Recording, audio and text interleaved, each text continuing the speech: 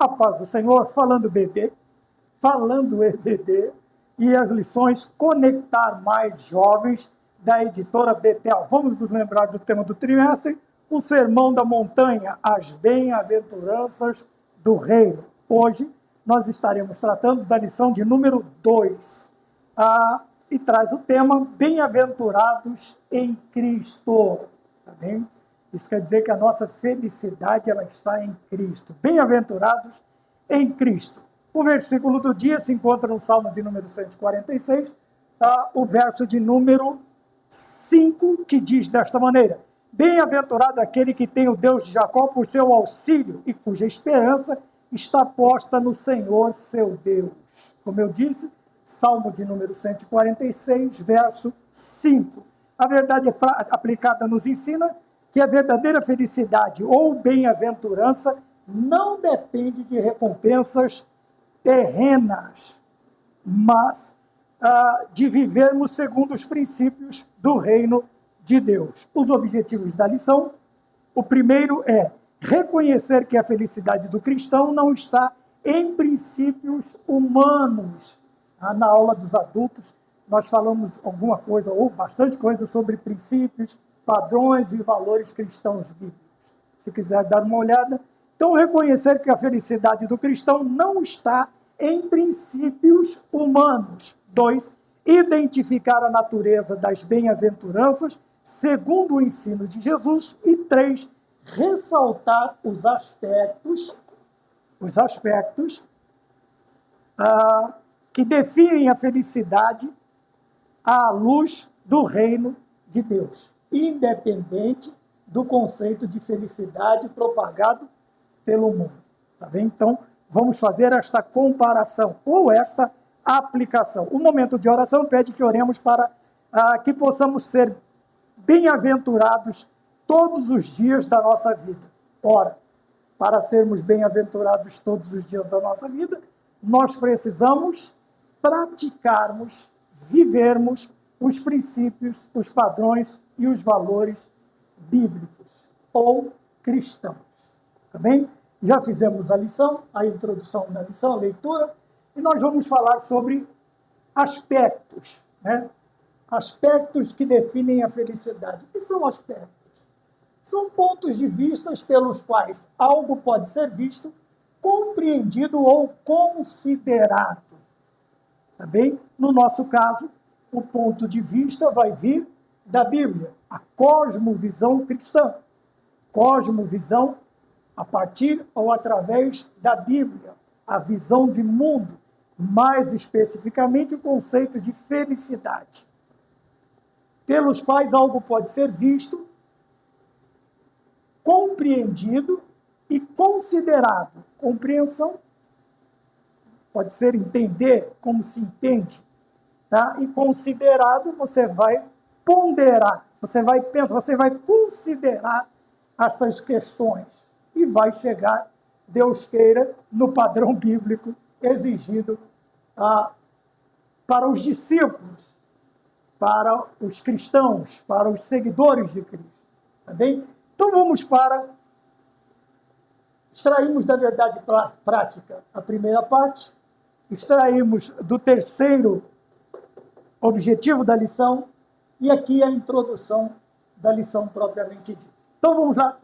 A verdadeira felicidade ou bem-aventurança não depende de recompensas terrenas. Ser feliz. O que é ser feliz? 2. O que é felicidade? A lição está tratando de bem-aventuranças, de beatitudes. Tá bom? Então vamos fazer algumas perguntas, ainda que sejam retóricas. E algumas nós vamos responder na lição. Primeiro, o que é felicidade? Segundo, o que é ser feliz? Terceiro, o que me traz felicidade? O que me deixa feliz? O que me deixa alegre, contente? O que me deixa mais do que feliz? O que me deixa bem-aventurado? O que é ser bem-aventurado? Então, a primeira explicação que nós temos é esta, que a verdadeira felicidade, ou bem-aventurança, não depende de recompensas terrenas. Temos algumas respostas destas perguntas que fizemos de antemão.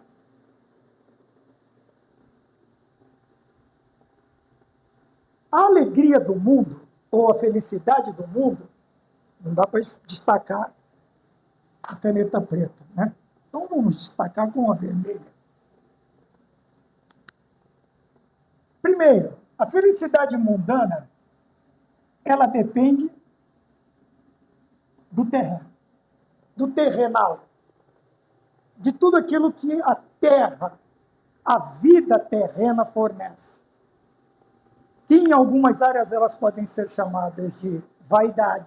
São coisas passageiras, efêmeras, tá? que são contraditórias, ou que contradizem alguns termos que nós vamos usar também no decorrer da lição. Então, veja bem, se a verdadeira felicidade, que é a bem-aventurança, está ligada ao cristão, não depende de recompensas terrenas, isto me leva a concluir que a felicidade daqueles não cristãos, ou do que ainda não conheceram o que é a verdadeira felicidade, suas alegrias ou seus momentos esporádicos de alegria dependem do quê? De recompensas terrenas. Mas nós precisamos nos lembrar, como eu já disse, que tudo que é terreno é passageiro. Tá bem? É efêmero, é vaidade. E o que acontece? Uma hora ou outra acaba.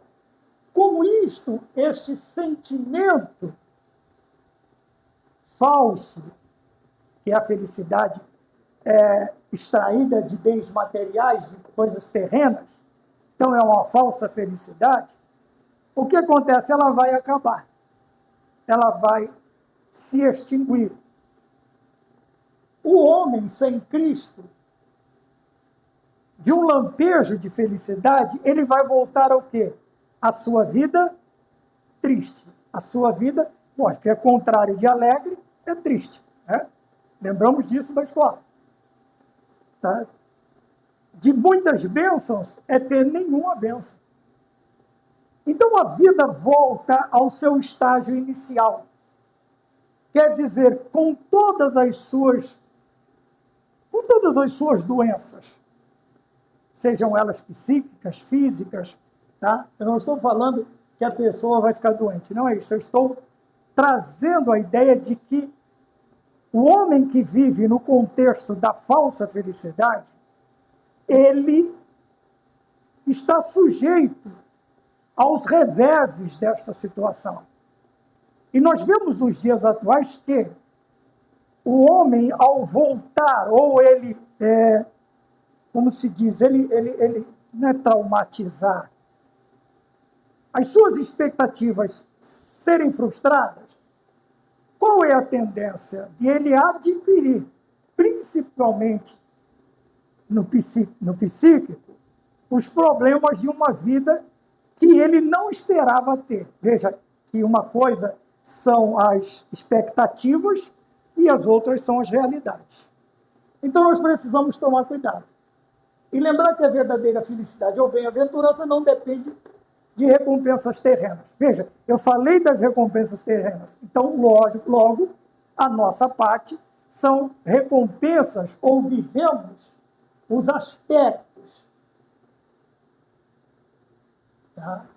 As recompensas celestes, ou as recompensas, ou as promessas de Cristo nas bem-aventuranças. Lembra que nós falamos na aula passada? Tá? Que cada uma das bem-aventuranças está ligada a 3 coisas, né? Anúncio, eu não vou lembrar de todos agora. Mas se você ver a aula de número 1, você vai ver isto também. Mas vamos falar sobre os aspectos. Então, eu já li pontos de vista pelos quais pode-se.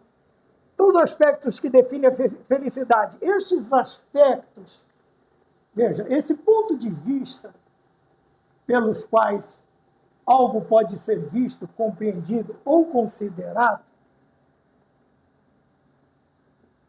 que definem a felicidade, são aspectos do reino de Deus. São pontos de vista, são princípios, são padrões, são valores do cristão que já vive o reino de Deus. Quer dizer que esses pontos de vista que definem a felicidade à luz do reino de Deus. Então nós vamos vê-los daqui a pouco. Na introdução da lição, nós temos que as bem-aventuranças apresentadas por Jesus confrontam a felicidade propagada pelo mundo. Isto me mostra que, se o meu conceito de felicidade está no efêmero, está no mundano, está na vaidade, está no passageiro, logo, o tipo de felicidade que eu, mesmo sendo cristão, expresso, está indo contra os conceitos das bem-aventuranças apresentadas por Cristo. Mas, irmão Maurício, tem isto na igreja? Eu seria mentiroso se eu dissesse que não. Quantos, infelizmente, querem viver o conceito de felicidade, mas não o conceito de felicidade apresentado por Jesus, mas o conceito de felicidade propagado pelo mundo. Quer dizer, é aquele crente que quer viver conforme os padrões mundanos. Tá? Não estou falando de pecado escarnecido, não, estou falando de como foi escrito aos Hebreus, que diz assim: deixemos todo o pecado e o embaraço. Deixemos todo o embaraço e o pecado que tão de perto nos rodeia e prossigamos para o alto. Então, veja, existem coisas que não são pecados, mas são embaraços para a vida do cristão. O que é uma coisa embaraçada? Pense num retrós de linha. Palavra antiga, hein? Retrós de linha. Nem sei se as pessoas sabem o que é um retrós de linha. As nossas mamães, as nossas vovós, tinham lá nas máquinas de costura, né? Enchiam aquele... esqueci o nome daquela bobininha. Usavam dedais para não se ferir. Então, nós crescemos no meio. Tinha pessoas que faziam obras de arte com linha embaraçada, com linha, sei lá, linha de lã, linha de costura, linha tinha uma quantidade bem grande de tipos de linhas. Então, veja, mas infelizmente muitos cristãos, dentro da casa do Senhor, eles querem viver esses embaraços, esses padrões de felicidade que o mundo dita, que o mundo aplica, que o mundo obriga aqueles que o seguem a fazê-lo. E não são poucos os cristãos, infelizmente, que estão fazendo isso. Veja, estão trocando as bem-aventuranças apresentadas por Jesus pela bem-aventurança, ou conceito de felicidade propagado pelo mundo. E isto, infelizmente, vai gerar um confronto. Por quê? Não se consegue ser um cristão verdadeiro, genuíno, porque quer viver o conceito de felicidade mundano, e nem consegue ser um mundano, porque tem medo, né, do padrão e também da convivência com Cristo. Então, nem um pé lá e nem um pé cá. Tá? De pé está do outro lado. Porém, a introdução ela nos diz que as bem-aventuranças, o que elas fazem? Elas confrontam. E isto na vida do cristão que não se adapta, não escolhe o lado, o que acontece? Gera esse confronto interno, que é o quê? Infelizmente, as expectativas não se concretizando.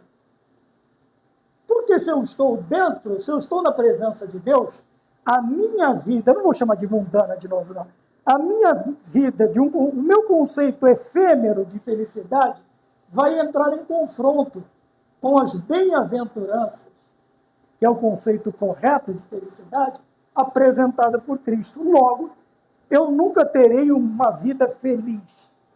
Eu nunca terei paz na presença de Deus. E eu preciso encontrar ou entender que a verdadeira felicidade ou bem-aventurança não depende de recompensas terrenas. Mas também me lembro que as demais coisas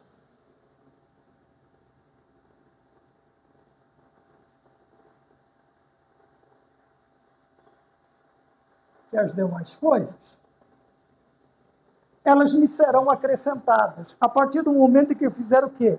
Que eu buscar o reino de Deus e a sua justiça. A verdadeira felicidade, que é o quê? O conceito de felicidade apresentado por Jesus Cristo nas bem-aventuranças.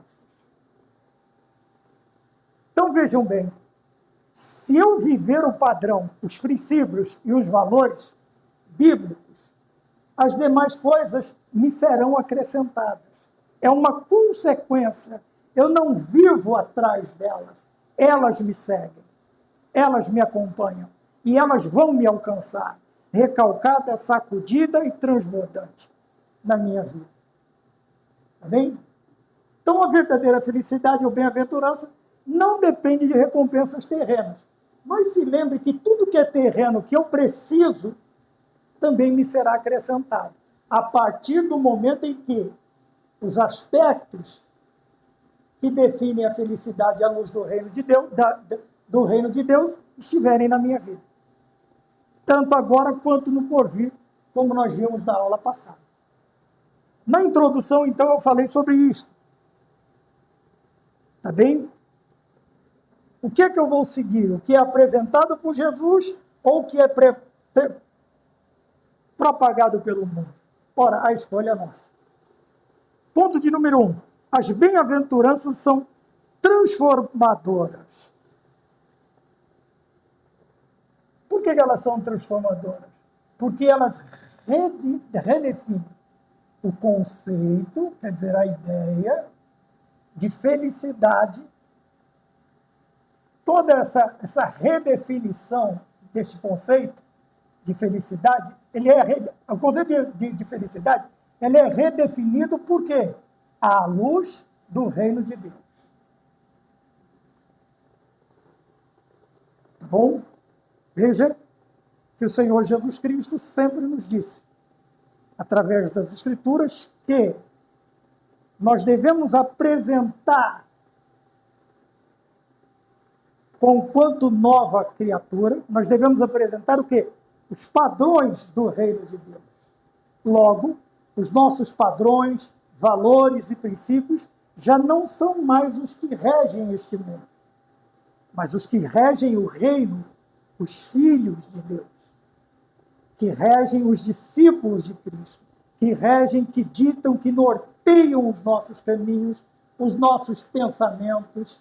Veja, a nossa imagem é transformada, nós estamos falando, as bem-aventuranças são transformadoras, aqui a transformação pelo Espírito Santo, aqui as bem-aventuranças transformando ou redefinindo com o nosso conceito de felicidade, mas não como padrão do mundo, agora à luz do reino de Deus.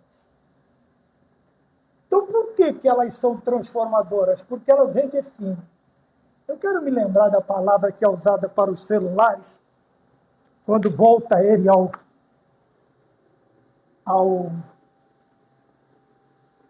como é que é o estágio de fábrica? Padrão de fábrica?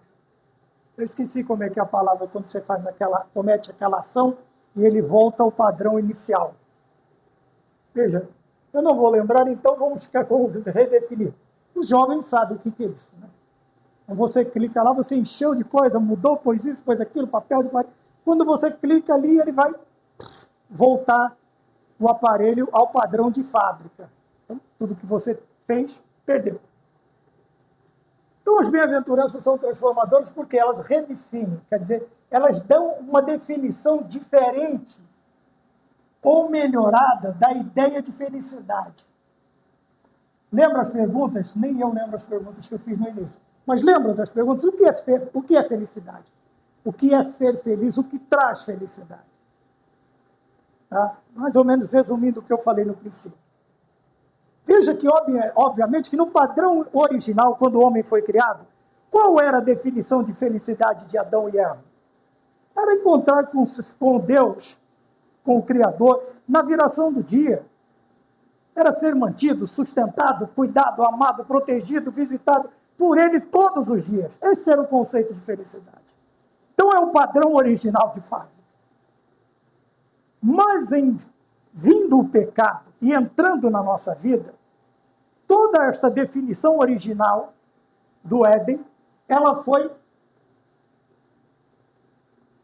deturpada, tá? Ela foi destruída. E nós passamos a ver o mundo pelo prisma do pecado. Pelo prisma do pecado.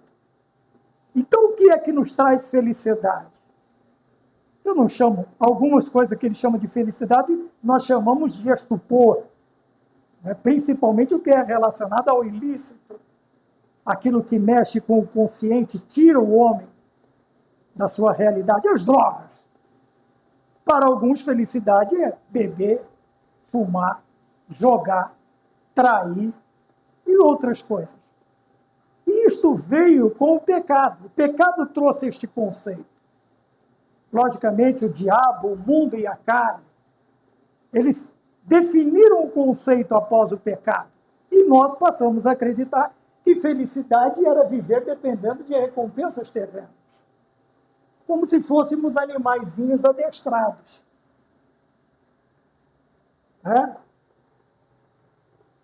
Quer dizer, você fazia tal coisa, o mundo te dava tal coisa. Você fazia tal coisa, a carne te dava tal coisa. Você fazia tal coisa, o diabo te presenteava com tal coisa. Então, vivíamos, a nossa ideia de felicidade eram as recompensas terrenas. A recompensa pelo uso das drogas lícitas ou ilícitas, da prostituição, do adultério, da jogatina, da glutonaria, tudo que está lá no capítulo 5 de Gálatas. Até, logicamente, o versículo do fruto do Espírito, que é totalmente diferente. Então, o que eram as recompensas? As obras da carne. Tudo que era proveniente das obras da carne, para nós era uma recompensa. Tínhamos como felicidade. Porém, veja, no Monte das Bem-aventuranças, o Senhor faz o quê? Ele prega um sermão que transforma a nossa vida, o nosso modo de pensar, o nosso conceito, o nosso modo de pensar a respeito da felicidade. E o que ele faz? Ele redefine, veja, ele traz de volta aos padrões de fábrica. Aquilo que Deus realmente queria para Adão e para Eva, para toda a sua descendência, todos nós somos descendentes de Adão e Eva. Eu não sou descendente de um símio, de maneira alguma. Eu não me permito olhar, tá? Não estou falando de beleza, mas para esta obra-prima criada por Deus, dotada de inteligência, de sentidos, de vontades, esta perfeição de máquina, corpo humano, espírito, alma, e achar que isto aqui é proveniente de um símio. Não. Muito obrigado. Eu prefiro acreditar. É muito mais gostoso, é muito mais lindo acreditar que eu fui feito imagem e semelhança de Yahvé, do Deus Todo-Poderoso. Então me desculpe quem acredita diferente. É o seu livre-arbítrio, é a sua bem-aventurança, fique com ela. Eu não quero. Eu me recuso a acreditar que tudo que eu vejo é obra de um acaso, de uma simples explosão, por mais grandiosa que seja. Para mim, na presença do meu Deus, acho que não fez o barulho, é isso que eles falam, não foi o barulho de um traque, aquele que joga no chão. Quanto mais explosão, ainda chamam de Big Bang. É muito mais coerente acreditar num Deus, num ser maravilhoso, grande, Criador dos céus e da terra, do que nessas falácias. Desculpa a digressão. Vamos voltar. Então, nós voltamos ao padrão de fábrica. Somos redefinidos. Veja, as bem-aventuranças são transformadoras porque redefinem um conceito de felicidade à luz do reino de Deus. Tá? Então, pense no seu celular, no seu aparelho, no seu computador, não sei. Voltando ao padrão de fábrica, o original. Isto é o que a bem-aventurança fez conosco. As bem-aventuranças, ela nos redefiniu. E eu ainda não consegui lembrar a palavra que é o que faz para os aparelhos voltarem ao padrão de fábrica. Mas tudo bem.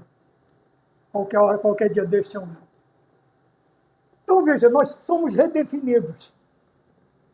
E chegamos à conclusão do que é a verdadeira felicidade. Está bem? E assimilamos e rejeitamos o conceito de felicidade propagado pelo mundo. Por quê? Para não confrontarmos, tá bem? A bem-aventurança apresentada por Cristo.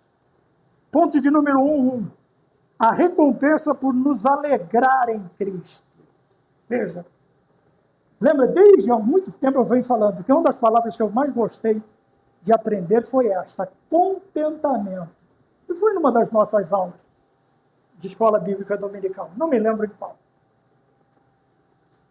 Mas veja, quando nós estamos contentes, satisfeitos, vivemos uma vida de contentamento,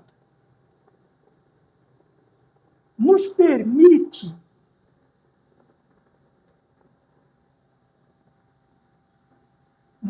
ver que Jesus enfatiza que devemos nos alegrar diante de situações. Devemos nos alegrar diante de situações. Que situações são estas? Nós muitas vezes ficamos falando, né? Que o crente é independente, tá, das circunstâncias, que isto não define, que isso não faz o cristão. O cristão de verdade, ele vai transpor as dificuldades, os momentos difíceis e tal. Porém, vamos dar uma olhada por uma janela diferente. Um ponto de vista diferente. Situações que humanamente são consideradas fracassos. Vamos voltar à questão das expectativas. Quando nós vivemos as bem-aventuranças, nós não vivemos de expectativas. Não. Tá? Entendam bem que eu estou usando a questão expectativas. Existem expectativas e existem expectativas. Veja, o salmista diz assim, eu não almejo coisas grandes ou demasiadamente grandes, ou coisas grandes demais para mim. O salmista diz isso. Apesar da sua confiança em Deus, da sua fé, de uma vida vitoriosa, ele nos ensina as nossas expectativas estarem dentro das realidades. Existem expectativas que não estão dentro da realidade. Já falei sobre um obreiro uma vez que chegou diante do nosso pastor, todo contente, era o meu pastor, diante do nosso pastor, e ele disse, ele havia adquirido um bem. E ele chegou todo feliz, como uma criança feliz, porque ele tinha adquirido algo que na mentalidade dele era boa. Mas quando alguém de fora analisou, ou alguém com mais experiência, ele disse assim, fulano, não confunda fé com irresponsabilidade. Então vejam bem, expectativas, fé é uma coisa. Expectativas demasiadas e irresponsabilidade é outra. Então existem situações que para o ser humano normal, não cristão, são consideradas fracassos. Mas para o cristão que está dentro das bem-aventuranças, ele sabe que este momento, é por isso que ele chama de momento, porque todo momento ele é o quê? Ele é passageiro. Todo momento é passageiro. Quer dizer que não tem fracasso que dure para sempre. Mas também não tem também determinadas felicidades que são eternas. E não são. Então nós precisamos trabalhar dentro de uma realidade.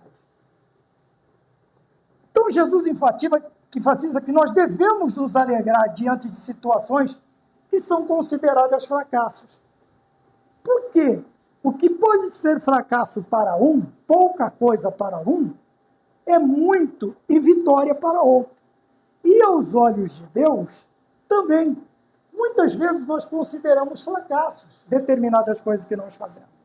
Mas se as fazemos dentro do conceito de felicidade das bem-aventuranças, não são fracassos. Ora, o profeta nos chama, nos conclama a pensar assim: ninguém despreze o tempo dos pequenos começos, ou das pequenas coisas.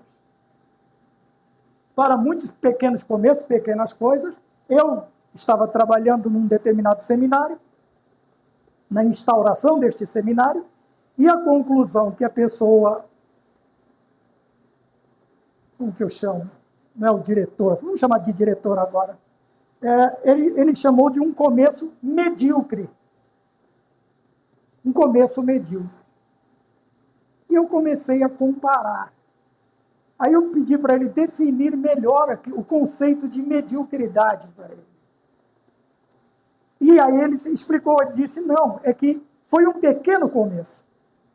Ah, então não é medíocre no linguajar mundano, é medíocre na ideia certa. Medíocre quer dizer mediano, está numa média. Então, muitas vezes, o que as pessoas acreditam ser fracassos, pequenos começos, Jesus Cristo disse, não temais, ó pequeno rebanho. A Bíblia chama Israel de bichinho de Jacó, povozinho de Israel.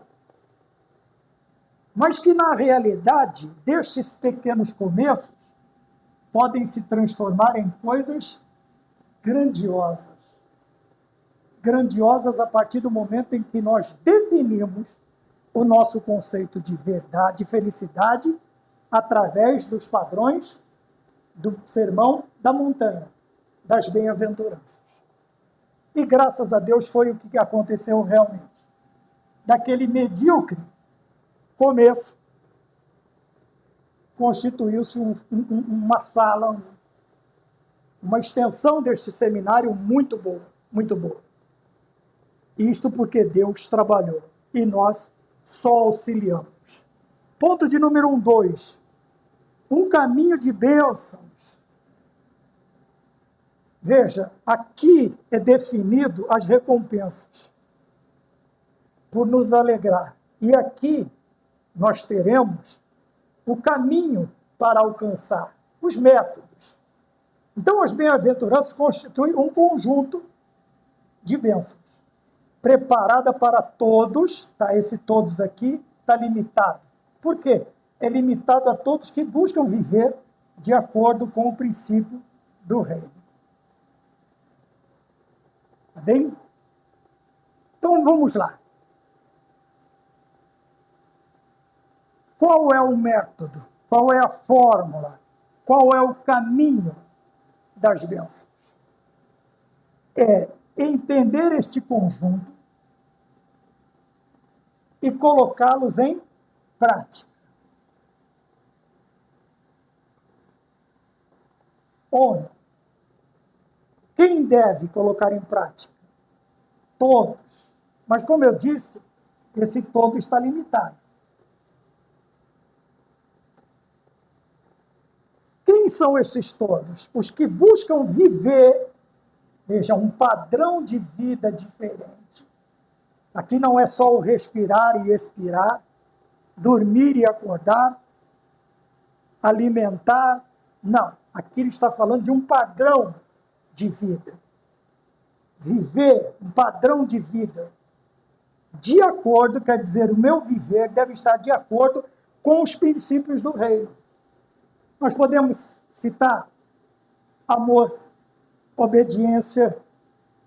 O que mais? Deixa eu ver se eu pego uma cópia aqui da aula dos adultos.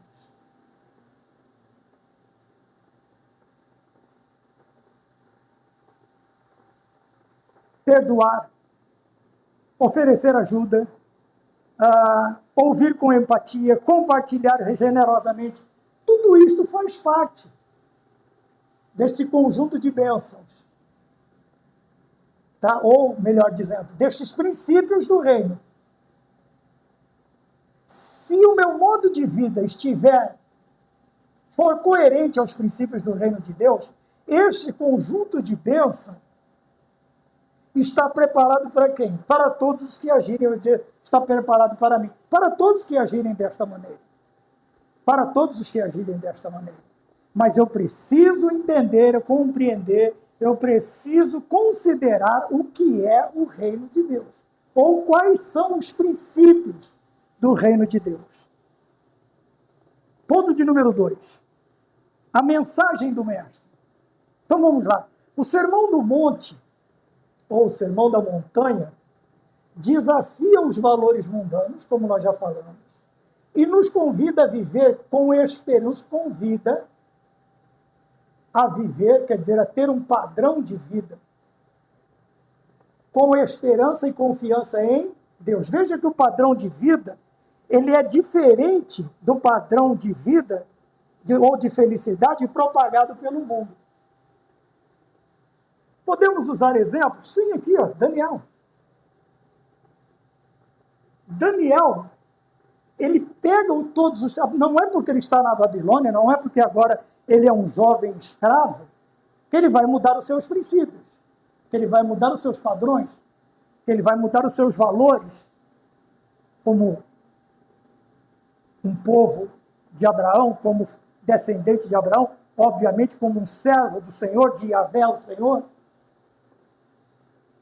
Mas o que ele faz? Ele desafia os valores mundanos.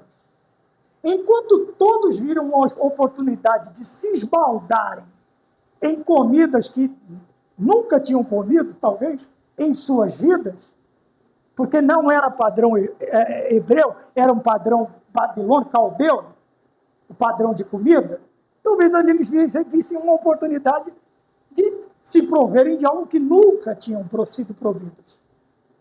Mas Daniel, com um padrão de vida, um modo de viver coerente aos princípios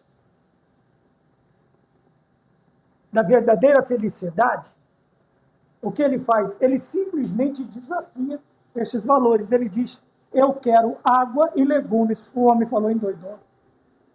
Meu amigo, você, eles vão ficar magrinhos. Eles vão me matar. Quando todo mundo vai me falar, então vamos fazer um teste. É desafio. Nós somos convidados a desafiar o mundo todos os dias. Porque eles nos desafiam. Eles vêm contra os nossos padrões. E nós precisamos defender os padrões fazendo o quê? Desafiando os valores do mundo. Daniel falou, então vamos fazer um propósito aqui. Um desafio. Nos deem um mês. Só água e legume. E depois nos compare com vocês. Nos compare com estes aí. E qual não foi a surpresa deste, sei lá, mestre Cuca, daquele que estava ordenado a cuidar da alimentação dos jovens hebreus? Quando Daniel, Misael, Azarias e Ananias estavam muito mais bonitos, muito mais gordos, muito mais viçosos, apresentavam muito mais saúde do que os demais.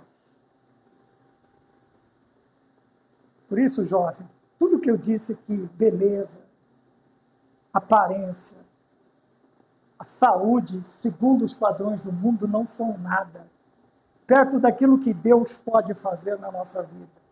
E eles não se assentaram à mesa do rei. Eles não comeram das iguarias do rei, nunca se alimentaram das iguarias do rei. Por quê? Porque eles tinham princípios.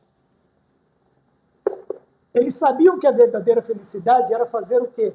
Era viver os valores de Deus, do Senhor, em sua vida. Então eles desafiaram os valores mundanos. E o sermão nos convida a viver com esperança e confiança em Deus. Ora, em que estava baseado este desafio de Daniel? Na sua força, na sua beleza, na sua estrutura?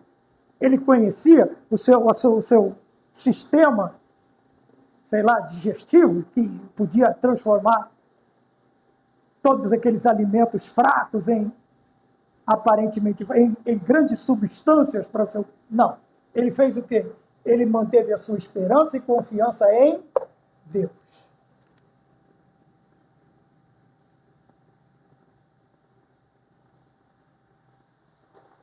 Ele manteve. Daniel, os quatro, Sadraque, Mesaque e Abdenego, se mantiveram fiéis. Eles mantiveram seu padrão de vida, seu comportamento daquela forma, com esperança e confiança em Deus. E o Senhor Jesus Cristo nos convida a fazer isso, a desafiarmos os valores mundanos. E termos o nosso padrão de vida, ele tem que estar alicerçado nos princípios que definem, os aspectos que definem a felicidade à luz do reino de Deus. E com certeza, o que é que vai acontecer? Vai acontecer isto. 2:1.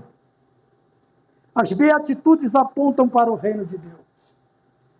Veja, vai haver uma direção. Daniel, até os 80, se ele entrou com 16, são 70 anos, ele viveu até os 86 anos na Babilônia. Mas a sua esperança e confiança em Deus apontavam para uma direção. O seu padrão de vida, o seu modo de viver, apontava para um padrão. Quando todos olhavam, até os judeus olhavam, os hebreus olhavam para eles até não entendiam, mas por que eles preferiam viver? Daniel não aceitou presente, suborno, não aceitou peita, não aceitou alimento, não aceitou viver os padrões, não aceitou deixar de adorar a Deus. Ele vai para a cova dos leões. Os outros 3 não aceitaram adorar outro Deus além do seu Deus. Foram para a fornalha ardente. Mas todos obtiveram a vitória. Por quê? Porque o seu modo de vida, seu padrão de vida, apontava para um norte diferente dos outros. Veja, as bem-aventuranças apontam diretamente para o reino de Deus. Então, veja, o norte é nós, o objetivo é nós vivermos segundo os padrões do reino de Deus, tanto aqui na terra quanto no porvir, quando nós vamos vivê-lo completamente. Mas o reino de Deus já está entre nós. Cristo disse isso. João Batista disse isso. Então, veja, nós temos que ter uma direção. Para que você coloque, para que você determine qualquer coisa na sua vida, você tem que ter um objetivo. Ninguém faz nada à toa. Vou correr 100 quilômetros à toa. Não. Você tem que ter um objetivo. Vou correr 10 quilômetros porque o meu objetivo é X. Sei lá, saúde, condicionamento físico, preparação para uma competição, sei lá. Tem um objetivo. Se nós não temos objetivos, veja, apontar diretamente é um objetivo. Mas para nós termos um objetivo, nós temos que ter algo que nos desperte para este objetivo. E qual é o caminho, qual é o método que eu vou ter que desenvolver para atingir este objetivo? Então, o Senhor Jesus Cristo nos explica este método para o objetivo de que maneira? Revelando os valores e as prioridades do governo divino. Valores, nós falamos, agora vamos falar sobre prioridades. Veja, a partir do momento em que eu estabeleço um objetivo, eu estabeleço um método, dentro deste método eu tenho que apresentar o quê? Prioridades. Não dá para ser algo bagunçado. Não dá para ser como é que chamamos? Como é que eu chamo? Quando a gente faz aquela lista. Desculpe, a minha mente está... Tem que haver prioridades. 1, 2, 3. Tá? Dentro de uma lista que eu faço de exigências, até sobre mim mesmo, para atingir o objetivo que me é apontado, dentro destes muitos, eu tenho que ter prioridades. O que são as prioridades? São os primeiros lugares. São os primeiros lugares. Então, veja, e isto, as bem-aventuranças me apontam diretamente, me revelando o quê? As prioridades do governo divino. E quais são as prioridades? Lógico que eu vou ter que estudar toda esta minha formulação para descobrir o que é prioridade, o que é necessário, o que é urgente, o que é emergente, o que é isto, o que é aquilo. E aí eu vou estabelecendo prioridades. Eu vou colocando nos primeiros lugares aquilo que tem mais relevância, aquilo que tem mais importância. Então eu preciso estar olhando para isto. Tá? E dentro disso, dentro do método que eu vou atingir o alvo, que é o reino, eu vou ter que estabelecer prioridades. Tá? Prioridades. Prioridades. Tá bom? Então, esse é o ponto de número 2.1. As beatitudes apontam para o reino de Deus. E eu priorizei. Foi de propósito. Então, vejam, as prioridades. O que é prioritário? O que vem em primeiro lugar? O que eu preciso começar primeiro a fazer para chegar no último dentro da minha formulação? E é aí que eu vou, dentro dos métodos, ou do método, estabelecer as minhas prioridades. Agora, aqui não são as minhas prioridades, mas a prioridade do governo divino. E o Senhor colocou isto onde? Nas bem-aventuranças. Quando nós lemos e entendemos o Sermão da Montanha, nós vamos entender as prioridades e os valores do governo divino. Então, eu preciso ler com oração, meditar, quer dizer, ler detidamente, estudar detidamente, para que eu chegue à compreensão, para que o Senhor Deus me revele. Tá? Porque é o Senhor quem vai me revelar. 2.2. A natureza das beatitudes. Então, vejamos. Sempre falamos sobre o que é a natureza, né? Então, a natureza das beatitudes, essa natureza transformadora das bênçãos, das beatitudes, das bem-aventuranças, ela desafia os padrões humanos e oferece uma visão de felicidade.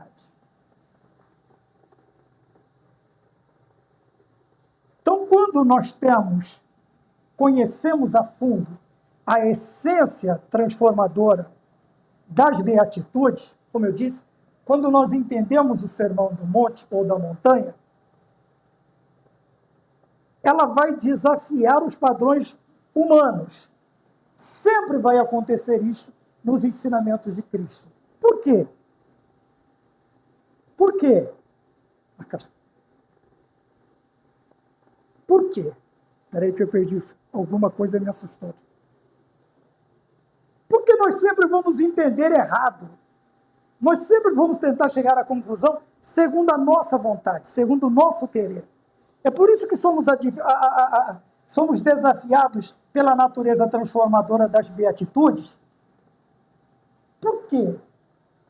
Quando nós achamos que entendemos, nós não entendemos. Quando nós não entendemos, é porque nós não entendemos mesmo.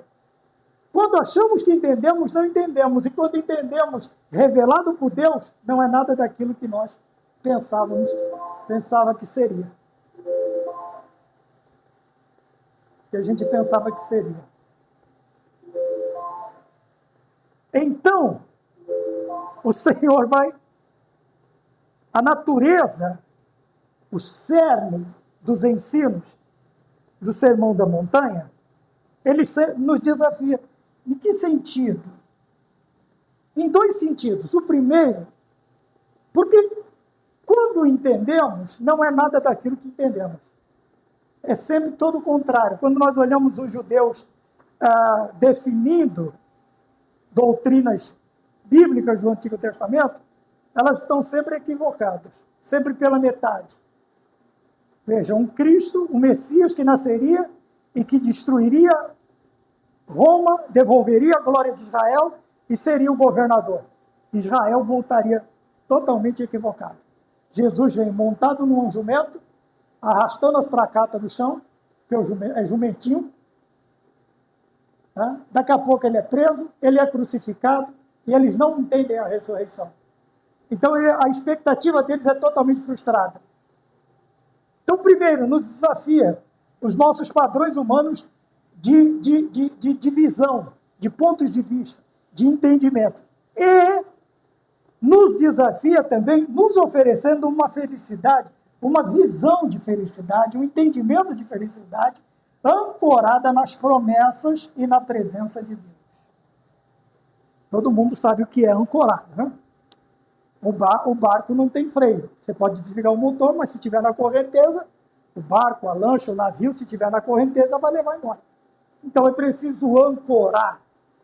Então desce-se lá até o fundo, até encostar no chão, no fundo, no solo, no fundo do mar, e aquela âncora que ele vai enroscar, vai ficar preso, e a locomoção da embarcação será limitada.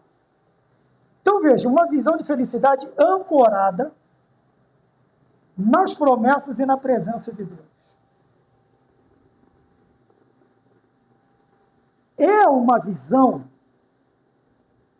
de fé. Por quê?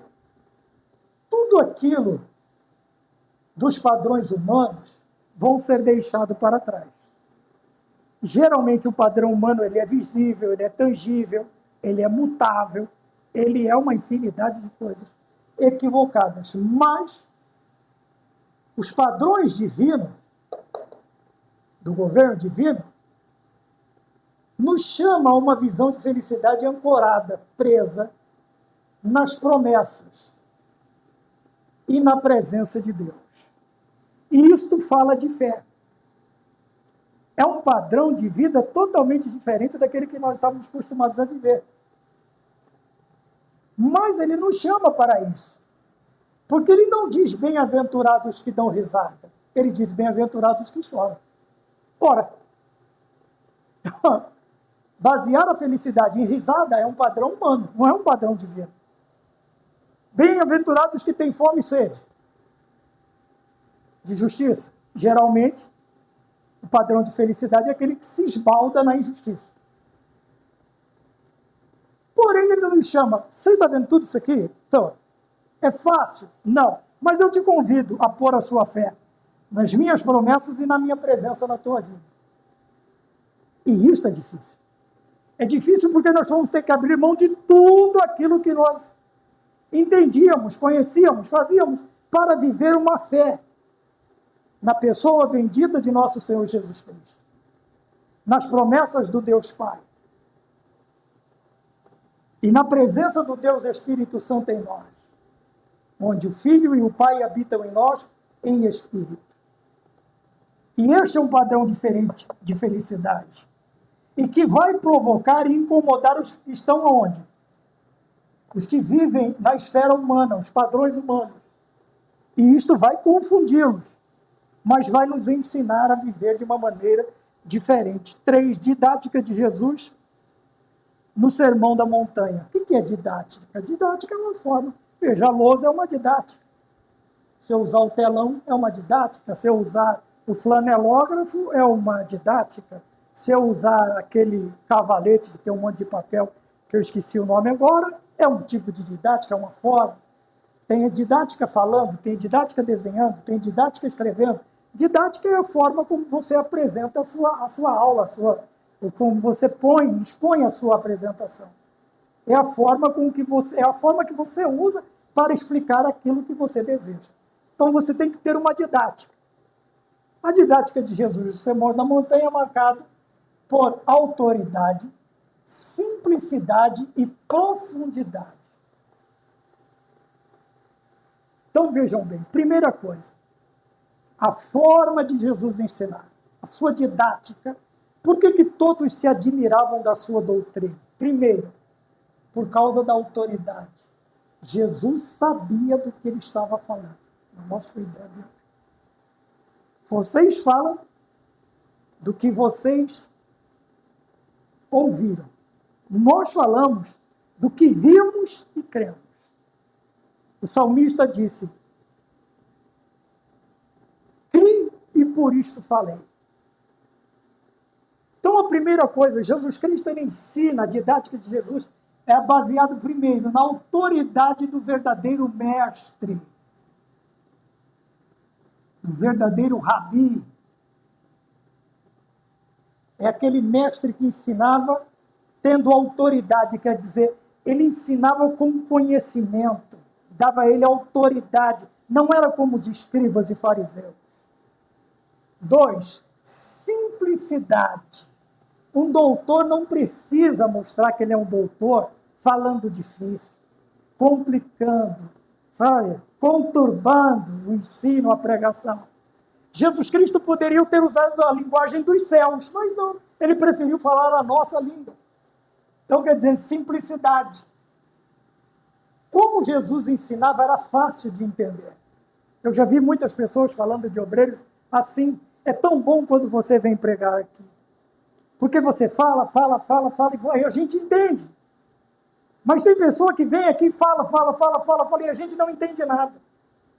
Uma vez eu tive o prazer de falar isso por um amigo de ministério. Eu falei para ele, pegar coisa fácil e torná-la difícil para o povo entender é muito fácil. Difícil é você pegar algo complicado de se entender e explicá-lo de uma tal maneira que até o mais simples da igreja entenda. E isto é difícil. E são poucos os mestres que conseguem fazer isso. E Jesus Cristo, na sua didática, ele empregava a simplicidade no falar, a linguagem do povo, o koiné, os costumes do povo. Então, as pessoas entendiam o que Jesus estava falando. Mas, apesar da simplicidade, a profundidade espiritual era comovente. Ou se convertia, ou se rebeliava contra ele. Não tinha jeito. Ninguém que ouvia o sermão do nosso Senhor Jesus Cristo, ele não conseguia ficar impassível. Ele tinha que fazer alguma coisa. Ou ele ia, adorava, beijava os pés, lavava com lágrimas, enxugava com o cabelo, ou ele pegava em pedras e expulsava do lugar. Porque era profundamente espiritual os seus ensinamentos. Ele não estava lá enchendo linguiça. Ele não estava lá conversando balela.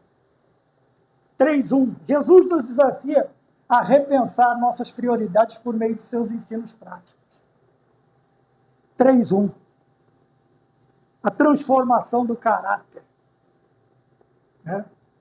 A transformação, veja, desafia, são transformadoras, desafia a repensar as prioridades. Eu acabei de falar sobre prioridades. Por meio de seus ensinos práticos e éticos. Aqui nós vamos falar do dia a dia. E aqui nós vamos falar de ética. Né? Quem somos. Mas para o dia a dia, e para mudar o nosso caráter, a nossa ética, nós precisamos repensar as nossas prioridades. Lembra que eu falei que prioridades nossas são as nossas prioridades, muitas vezes, que trouxemos do mundo. Mas as nossas prioridades têm que ser o quê? Prioridades do governo divino. Repensar aqui vai falar sobre considerar.